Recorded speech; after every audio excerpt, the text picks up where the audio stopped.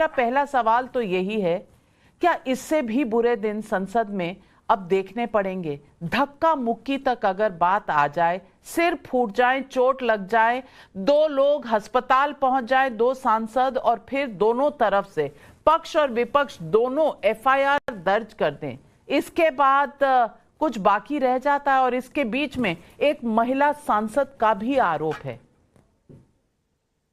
पहली बात तो ये कि ये आपके टीवी चैनल की जिम्मेदारी है, जिस तरह से आप अपनी बात शुरू कर रही हैं कि 3 विपक्ष, 1 सत्ता पक्ष, आपको 1 सत्ता पक्ष और 1 विपक्ष बैठाना चाहिए था, क्योंकि जाहिर सी बात है कि आप ये फिर आपके हिसाब से तो ये आप नाइंसाफी करेंगे सुधांशु के साथ।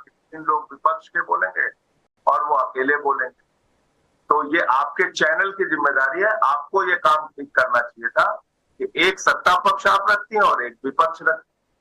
फिलहाल आपने जो सवाल पूछा है उसका जवाब मैं जरूर देना चाहूंगा।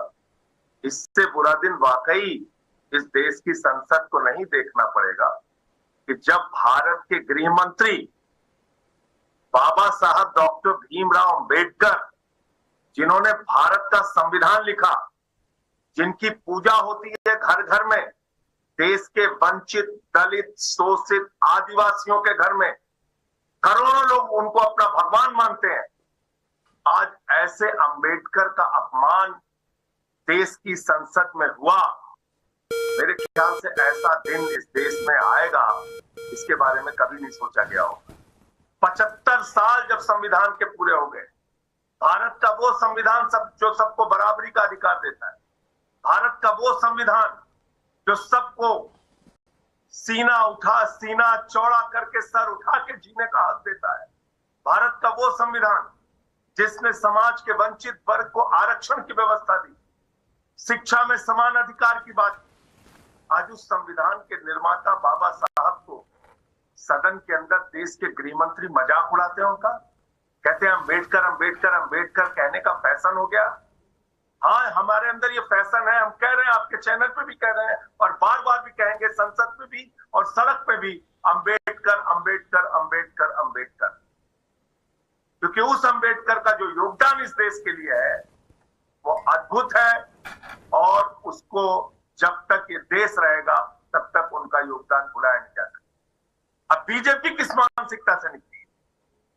बीजेपी आरएसएस की उस मानसिकता से निकली है जिन्होंने 1949 में बाबा साहब डॉक्टर भीमराव अंबेडकर जी के द्वारा लिखे गए संविधान के खिलाफ पांचजन्य पत्रिका में लेख लिखा था 30 नवंबर 1949 को कि यह संविधान भारतीयता के खिलाफ। और जब उस संविधान को लेकर रामलीला मैदान में विरोध प्रदर्शन हुआ 11 दिसंबर 1949 में, तो बाबा साहब डॉक्टर भीमराव अंबेडकर के पुतले जलाए गए पूरे देश में, उनकी शव यात्रा निकाली गई आरएसएस के द्वारा। चलिए, ये मानसिकता से, उसी मानसिकता से बीजेपी निकली है और वो घृणा आज भी बीजेपी के मन में है, जो वो दूर नहीं कर पा रहे हैं।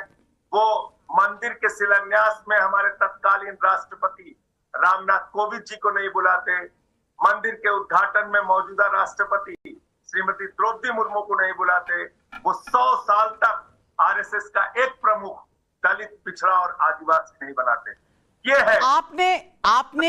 आपने बीजेपी के बारे में जो कहा, सुधांशु जी उस पर जवाब देंगे, लेकिन उम्मीद थी दर्शकों को और मुझे भी कि आज की घटना पे आप कुछ कहते। आपने नहीं कहा, क्यों नहीं कहा? सुधांशु जी, बहुत से आरोप संजय सिंह जी ने उठाए हैं, जवाब दीजिए।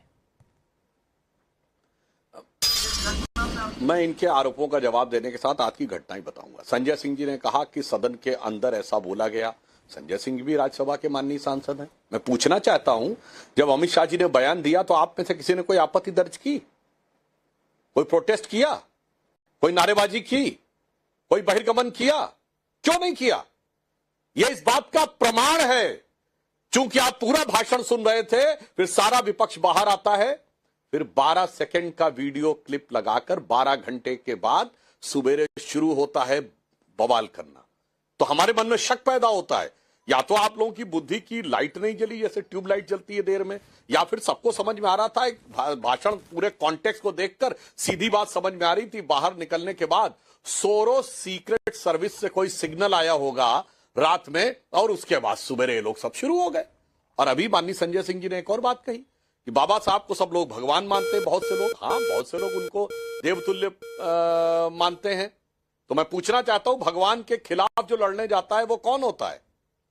शैतान होता है ना। अब मैं ये शब्द नहीं प्रयोग कर रहा हूं, भगवान के खिलाफ जो लड़ने जाता है वो शैतान ही होता है। तो कौन लड़ा था बाबा साहब के खिलाफ चुनाव में? और मैं ये भी दर्शकों को याद दिलाना चाहता हूं, विपक्ष के यही लोग अनर्गल मिथ्या आधारहीन बात करते हैं। मैं तथ्यों के आधार पर बोलना चाहता हूं। बाबा साहब का चुनाव north Mumbai Bombay city constituency से 3 जनवरी 1952 को हुआ और 14,000 मतों से वो हारे। 74,000 वोट इनवैलिड किए गए। बाबा साहब ने कहा कि ही वॉज शॉक्ड और उन्होंने रिट पिटीशन दायर की कि चुनाव को निरस्त किया जाए। 24 अप्रैल 1952 को भारत के चुनाव की पहली धांधली। पहले तो जवाहरलाल नेहरू जी उनको हराने के लिए चुनाव प्रचार करने गए। मैं पूछना चाहता हूं, 1952 में इतनी कम थी संसाधन आने जाने के, कितनी कॉन्स्टिट्यूएंसीज में गए थे नेहरू जी? तो बाबा साहब कॉन्स्टिट्यूएंसी में गए। भारत के इतिहास की पहली चुनावी धांधली के शिकार बाबा साहब हुए और अंबेडकर जी की हार पर प्रसन्नता व्यक्त करते हुए नेहरू जी का लेटर है। मैं सारे विपक्षी सांसदों से कहता हूं, सुनिए। 16 जनवरी 1952 एडविना माउंटबेटन को लखनऊ से बैठकर लिखा है। सोर्स है selected works of Jawaharlal Nehru series 2 volume 17 page 35 से 37। वो लिखते हैं कि our success in the Bombay city and the Bombay province is been great and Ambedkar has been dropped out. Ambedkar हार गए हैं, इस बात की बहुत खुशी है। और आगे वो लिखते हैं कि सोशलिस्ट पार्टी है join hands with Ambedkar party so they have lost their repute. यानी अगर अंबेडकर जी की पार्टी से किसी ने हाथ मिला लिया तो उसकी प्रतिष्ठा खत्म हो गई। और आगे लिखते हैं अंबेडकर है join hands with Hindu communal forces. यानी जो हमारे ऊपर आरोप लगाते हैं, ये तो मैंने सीधे पंडित नेहरू की जबानी बोल दिया। अब आइए आज की घटना पे। आज हमारे जो सांसद लोग जो प्लेकार्ड लिए हुए थे, सब में कोई ना कोई तथ्य लिखा था। बाबा साहब को चुनाव जिसने हराया उस काजोलकर को 1970 में पद्म भूषण दिया गया, मगर बाबा साहब को भारत रत्न नहीं दिया गया 1990 तक। महोदय, कितना छुपाएंगे तिनके की ओट में पहाड़। मगर आज की घटना में कह देना चाहता हूं, सबने देखा। हमारे सांसद मकर गिरह द्वार पे खड़े थे, इनका धरना स्थल कोई और था। अरे भाई, जब धरना खत्म करके आप अंदर आए तो कल जैसे आपका धरना हो रहा था, हम लोग किनारे से गए, अंदर क्यों नहीं गए? सीधे आकर विपक्ष के लोग अंदर घुस गए, भिड़ गए। इससे साफ समझ में आता है। और बाकी तो फोटो छोड़ दीजिए, सबने देखा किसके सांसद जलवाए जलाल से गए और किसके एम्बुलेंस में गए। इसमें कोई किंतु परंतु की गुंजाइश नहीं। बरवे जी, तो साफ दिखाई पड़ता है किसका मकसद बवाल करना था, किसका मकसद तथ्यात्मक प्रदर्शन करना था। पप्पू यादव जी पुनिया के एमपी भी हमारे साथ